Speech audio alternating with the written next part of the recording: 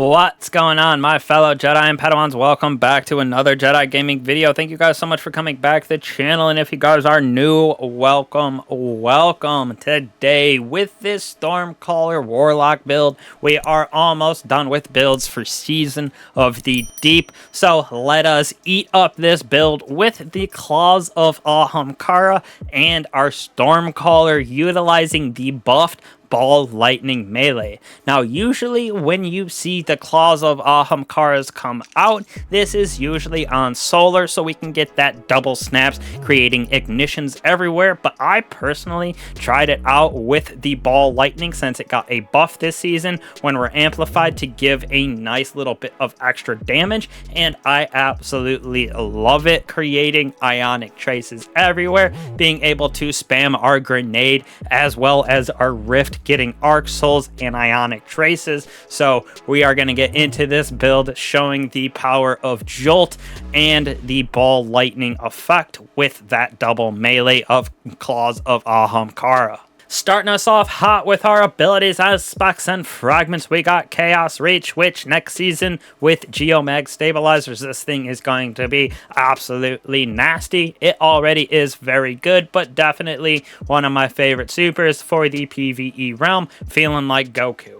Now we have our Healing Rift with Burst Glide, as well as that Ball Lightning like I was talking about. You could use Chain Lightning if you want, but Ball Lightning felt way better with being able to throw it out in that distance, and it creates extra lightning strikes before detonating when we're amplified, so this definitely felt like the better option. And then Pulse Grenades, of course, for our Arc Grenade, just because these are king of the grenades for PvE and the Arc realm.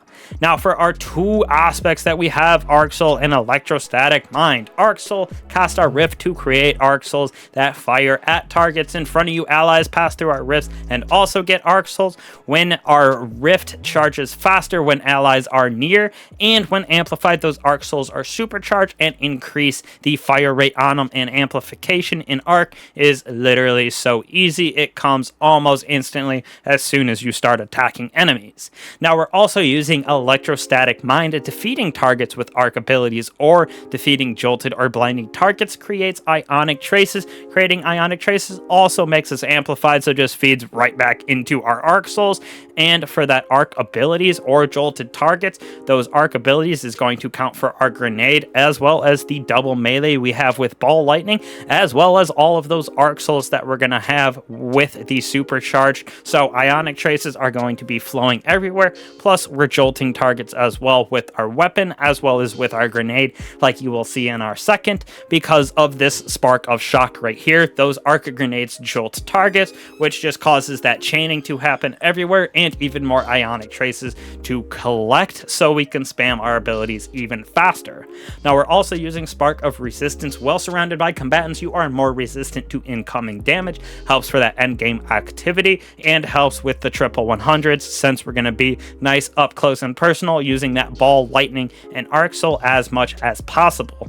Spark of Amplitude, Orbs of Power will be flowing everywhere, because when we rapidly defeat targets while we are amplified, this creates Orbs of Power for us. So amplification, like I said, we're going to get that so fast from this build, starting off our attacks, collecting those Ionic Traces, allowing us to just have Orbs of Power everywhere. And last but not least, the Spark of Feedback, taking melee damage briefly increases our outgoing melee damage, so that'll help stack with Ball of Lightning to absolutely annihilate basically everything we're going up against. And like I said, we're jolting targets with our grenade. Weapons, we have Arc Souls going on, so we are just blowing through everything in the PvE realm with the Arc jolting effects and just mowing down enemies. On to our weapons for this build. I went with Witherhoard. It just seems like the best exotic in this slot to play with this build. Now, most of the time I'm using this right here, the Feeding Frenzy Volt Shot Icolos SMG, so that Volt Shot can jolt targets as well, creating even more Ionic Traces for us. And that Volt Shot is very good at just keeping ads at bay, since it chains all of that lightning. And then Hothead Adept with Explosive Light on this bad boy. I have tracking stacking module, and it just seems like it's easier with a lot of the bosses that move around. But I do have field prep on this as well for that reload, but definitely with explosive light and all of the mods that we have on our armor, as well as that spark of amplification on our fragments, picking up orbs of light and getting explosive light to proc is never been easier. Moving on to our artifact from this season, we're going to be using that authorized arc mod, authorized melee, with the trusty dusty amped up to stay amplified longer. Thunderous retort, so our super is going to do more damage when we are critically wounded or while we are amplified. So chaos reach, even more damage, and amplified, we're basically going to be amplified consistently because of all the Ionic Traces. Electric armor right here, gain damage resistance while amplified as well. So again, staying alive a little bit longer with that spark of resistance, as well as electric armor with lightning strikes twice. So all of those grenades that we throw, we're going to gain increased grenade recharge for a short period of time. Arc final blows extend the duration of this benefit, and since we have arc souls, arc weapons, as well as a double melee, lightning strikes twice is always procced, basically allowing us to just spam our grenades, jolting even more targets with this. And then last but not least, shock and awe, arc final blows while you are amplified, summon a burst of lightning that damages and jolts targets, allowing for even more damage, add clear, and Ionic Traces for us to spam our abilities. Now, like I said before, rocking the triple 100s with resilience, recovery, and strength. Now for our mods, we got Arc Siphon to create even more orbs of power with our arc weapons and our rocket, as well as our SMG. Like I said, mostly using that SMG with heavy ammo finder and scout, so we can spread that love of collecting heavy for ourselves and our hothead, as well as allowing our fellow teammates to grab it because of heavy ammo scout. Now, when we move on to the Claws of Ahamkara, again, not much of an exotic perk right here, but it's just enough where the Whispers gains us an additional melee charge, and those charged melee final blows spawn an orb of power. So intrinsically, these basically have heavy-handed right on them. If we threw on heavy-handed, it would give the orbs of power more potency, but I kept with that off so we could have these three mods on, and we're still creating even more orbs of power with this build because of this intrinsic the Whispers. Now for our mods, we're using Focusing Strike, Impact Induction, and Momentum Transfer. Causing damage with grenades reduces our melee cooldown. Causing damage with our melee reduces our grenade cooldown, so these feed off of each other, allowing for that ability spam. And then Focusing Strike, we get our Rift back when causing damage with our melee, allowing us to have those Arc Souls up even more often, creating all of those Ionic Traces. So this is what gives us that positive feedback loop of spamming our abilities with our armor mods, and they stack on all of those Ionic Traces, as well as our aspects and fragments from the Arc subclass. Now, when we move on to our chest piece, again, we got melee and arc resistance with a harmonic resistance as well. So that means that we can change out melee damage for sniper or concussive, whatever you're going into. And then arc, you can change for solar, void, or stasis, depending on the activity, and then we'll always have an arc damage up because of harmonic resistance here, but this is easy to switch on and off depending on what you are going into.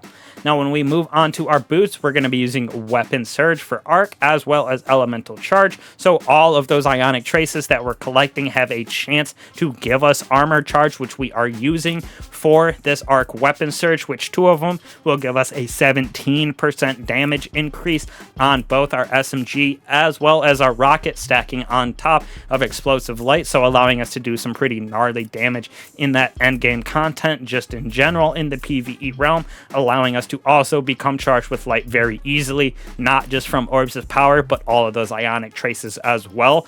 Playing into that, we have Time Dilation, which allows that decay of armor charge to last longer, so Arc Weapon Surge will be up a little bit longer because the decay will be slowed because of Time Dilation with double outreach. So when we throw down our Rift to get those Arc Souls, we're going to get a nice chunk of our energy back for our melee, again allowing us to spam that literally everywhere, throwing those ball lightnings around, jolting targets, just wiping out adds with everything that we have on. Lightning strikes twice, amped up electric armor, thunderous retort from our artifact, all of those aspects and fragments that we're getting. Jolted targets, Ionic Traces with the ability of Feeding Frenzy Volt Shot to also create Ionic Traces for us. So this build, super easy, super fun to use, and like I said, usually Claws of Ahamkara are associated with Solar and the Snap, but this build right here with the buffed ball lightning melee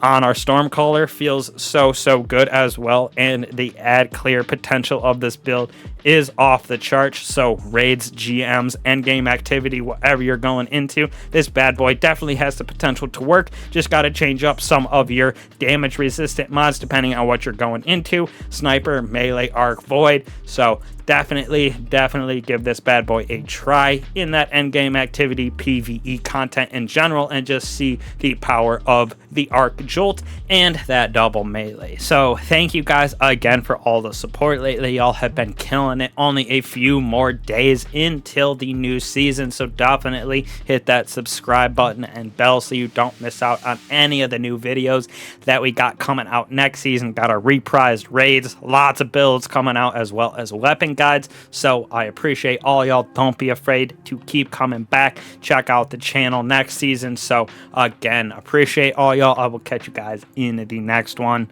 Peace.